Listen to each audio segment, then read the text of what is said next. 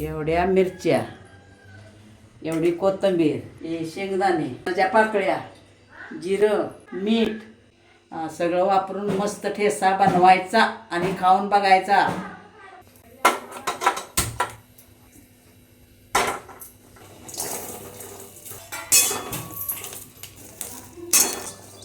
डाग पडल्यानं थोडंसं तेल टाकायचं. आता डाग पडले ते थोडंसं, आता तेल टाकायचं थोडं.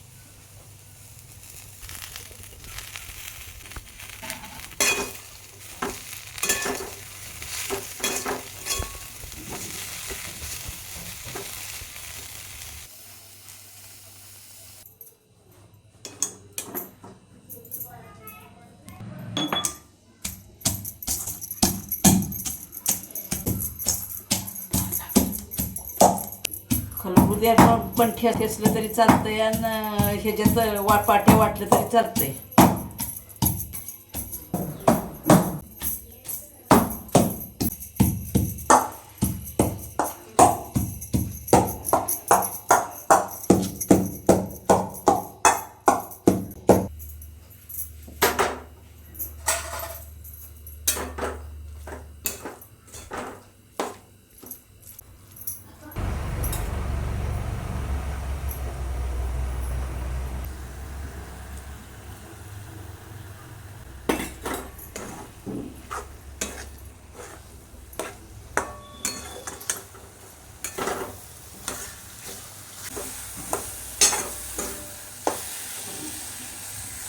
बंद करू.